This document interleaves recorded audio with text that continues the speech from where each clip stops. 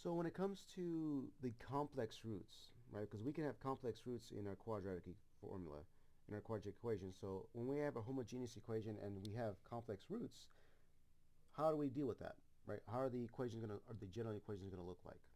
So we will always have this type of format when it comes to our complex root. So the question now becomes, if I could split this up, or in other words, if I write this in terms of our normal one of y equaling e to the rt, we have it like this. Now, a little bit of algebra splits this up like here. Now, this is fine, right? It's an arbitrary term, but this we haven't talked about because of this t times b value, and especially with the I term there. So to deal with this part, or the imaginary part, we go back to a little bit of calculus, and we go to the Maclaurin series of e to the x. Now, after a lot of algebraic manipulation, we found out that the closest combination of this is cosine and sine. More briefly, like that. Now, since we have a b times the I value, we just multiply the b times the t value in there, and now we get our general equation for our situation. So this is what we actually get. It's a lot more messier.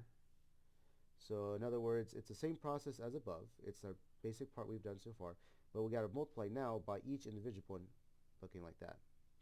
Where again, this a's and b's come from our solution, where a is the real number and b is the imaginary part in this entire equation. Okay. But it's got to be a way to simplify this, right? Well, we'll see in a little bit. But for now, let's see how painful this can actually deal with without doing a little shortcut. So let's solve for the initial value problem here. So same process, r squared plus 2r plus 2 equals 0.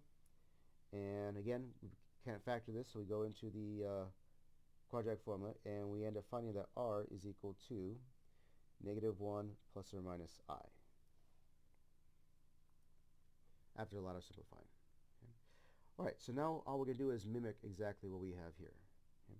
So this represents our general solution is going to equal to, I'm just going to follow this process here. So C1 e to the negative 1 power, so negative t, and in parentheses, cosine, or my b term, so this is a, this is b there, imaginary 1, so just 1t, plus I sine of t, plus c2 e to the still negative t power, times the same process here.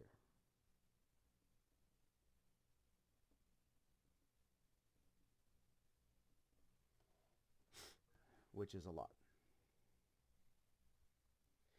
Now we're not done because we have to solve for this, so we're going to plug in t everywhere we have.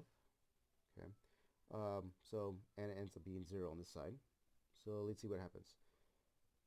We have, this is just going to be c1. Cosine of 0 is 1. Sine of 0 is 0. That's nice. Over here we have c2. And cosine of 1 is, cosine of 0, 1, and this is still 0. So we get c1 plus c2 is there. So it looks like we have the same situation. So bring this over. We'll say c1 is equal to negative c2, just for practice sake. All right, so we have that. Now we do the horrible mess of finding for the first derivative.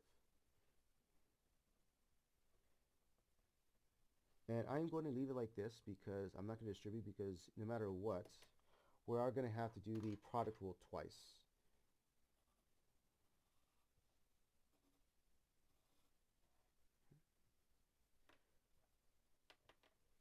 So according to our product rule, right, derive this times that, derive this times that, and just do it twice. And we will get this after a little bit of simplifying.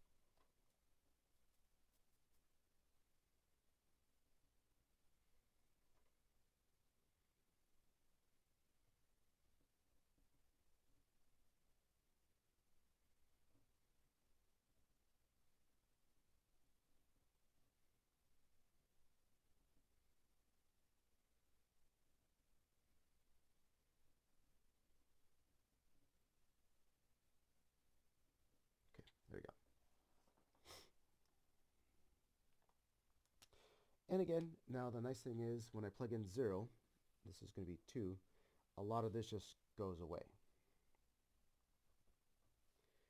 This is just 1.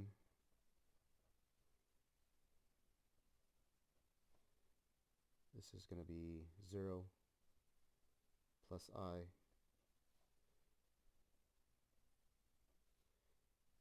This is going to be 1.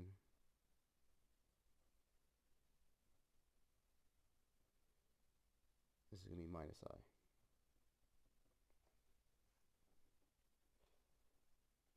Okay. So it ends up kind of looking kind of nicely. And then after just plugging this in, so for example, if I plug in everywhere I see C1, I plug that as negative C2, so this ends up being a positive C2, negative C2, and simplifying this a little bit, we end up something like this.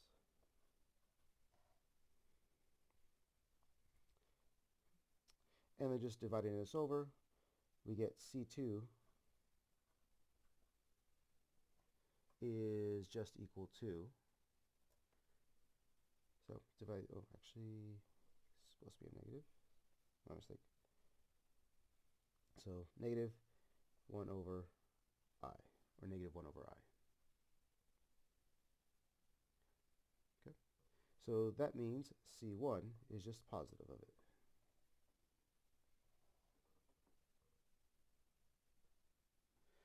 So finally, we get our actual equation of this long mess.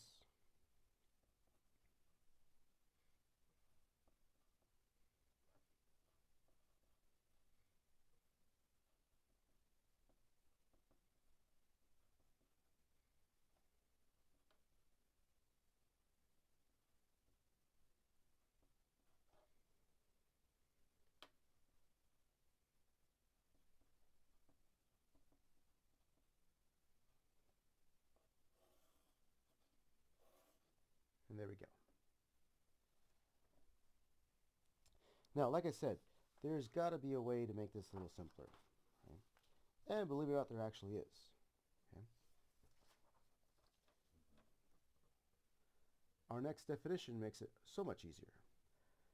So because of this, we have a lemma, is let z of t be the function of u of t plus the imaginary part of v of t.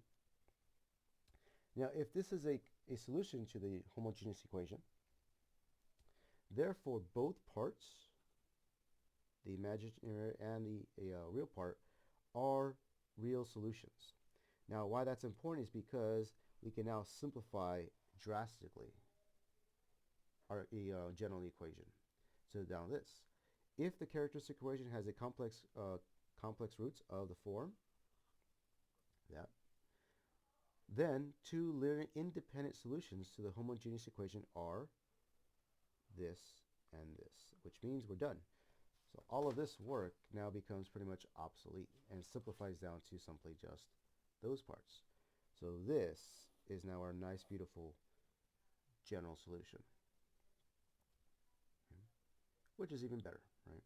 In other words, the imaginary parts just literally just go away, which is the best part.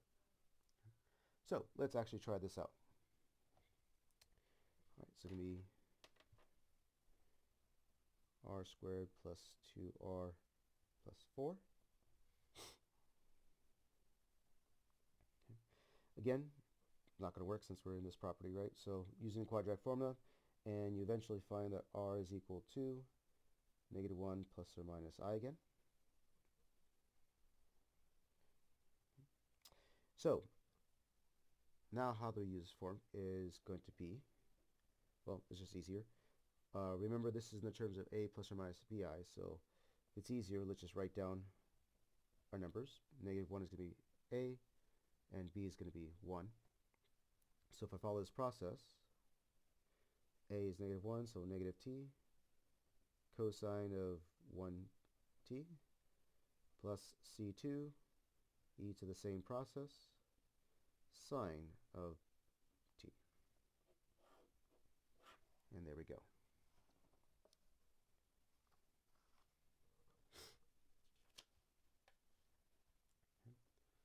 So here's a nice interesting example going back from mass spring in situations.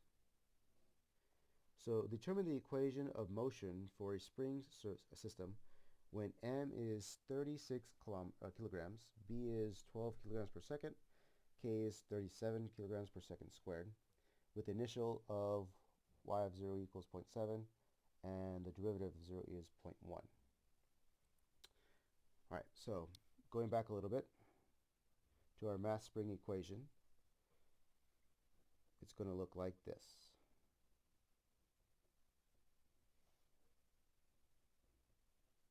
With its initial condition.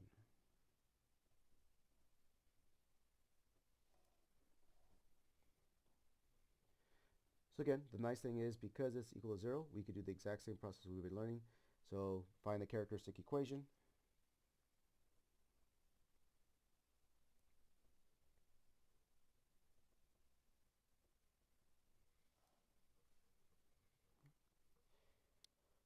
And again, after plugging everything into the quadratic formula, we get r is equal to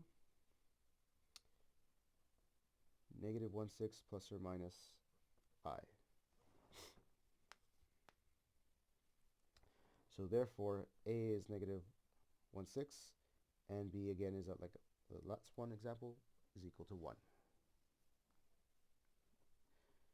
So our general solution is going to be C1 e to the negative 1/6 t power times cosine of t plus C2 e to the negative 1/6 power times t sine of t.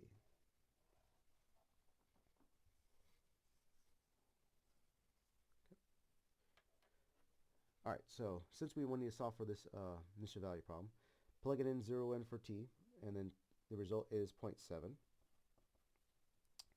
So this is nice. Cosine of 0 is 1, so this is going to be C1.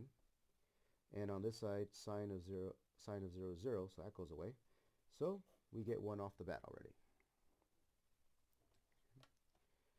So now what we have to do is take the derivative.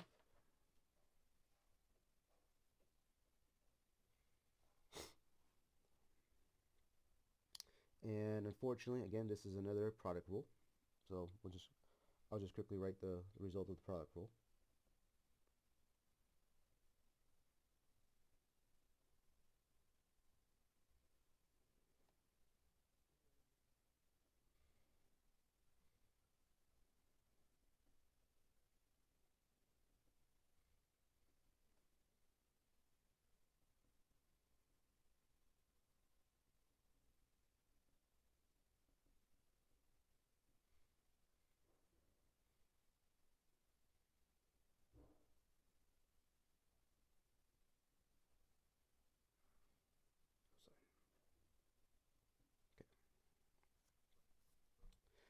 And then plug in, again, 0, and that whole thing equals 0.1 now.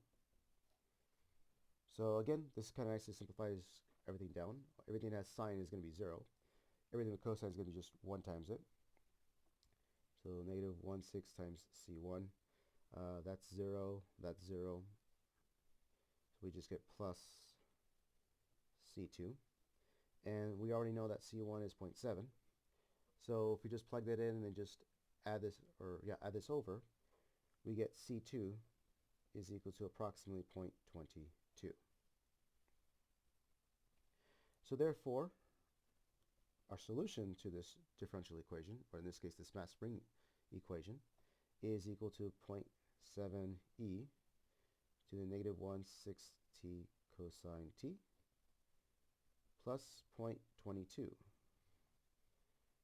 e to the negative 1/6 t sine of t.